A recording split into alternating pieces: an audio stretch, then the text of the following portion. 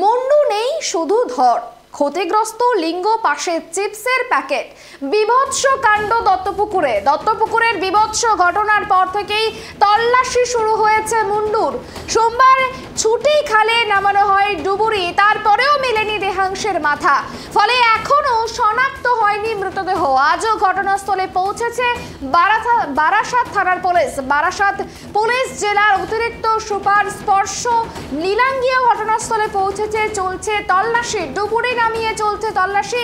ঠিক কি আপডেট রয়েছে এই বিষয় নিয়ে কথা বলে আমাদের সঙ্গে টেলিফোন লাইনে রয়েছে প্রতিনিধি তন্ময়। দত্তপুকুরের যে ঘটনা ঘটেছে সেই ঘটনায় এখনো পর্যন্ত মুন্ডুর খোঁজ মেলেনি, ঠিক কি আপডেট রয়েছে, কি জানা যাচ্ছে? উত্তর চব্বিশ পরগনা জেলার বাজিতপুরের মাঠের মধ্যে থেকে কিন্তু উদ্ধার হয়েছিল কালকে গলাকাটা মৃতদেহ।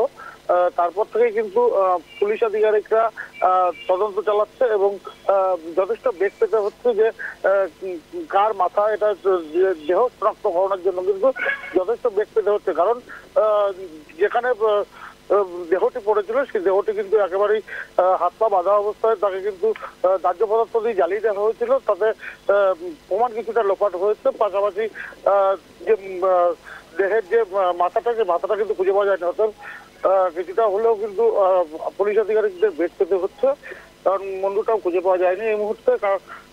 গতকালকেও কিন্তু দেখা গেছে পুলিশ পুকুর দিয়ে একাধিকবার তল্লাশি করেছে বারাসাত জেলা পুলিশ এবং দত্তপুকুর থানার পুলিশ। পাশাপাশি কালকেও ডুবুরি নামানো হয়েছিল এবং আজকেও ডুবুরি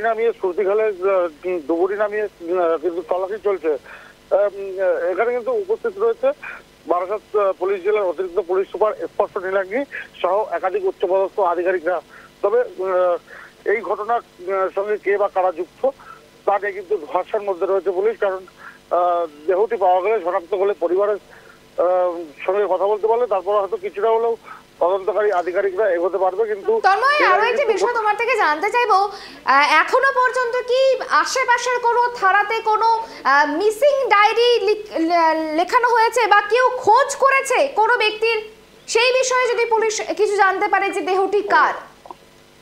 দেখো, পুলিশ কিন্তু কালকের থেকে একাধিক ভাবে কিন্তু তল্লাশি করা শুরু করেছে, কারণ আশেপাশের থানাগুলোতেও তারা খোঁজ নিয়ে দেখেছে যে কোনো রকম কোনো নিখোঁজ ডায়েরি হয়েছে কিনা বা তার সঙ্গে এই যুবকের ছবির কোনো বা চেহারার কোনো মিল পাওয়া যাচ্ছে কিনা, সেরকমটা কিন্তু খোঁজ নেওয়ার চেষ্টা করেছে পুলিশ।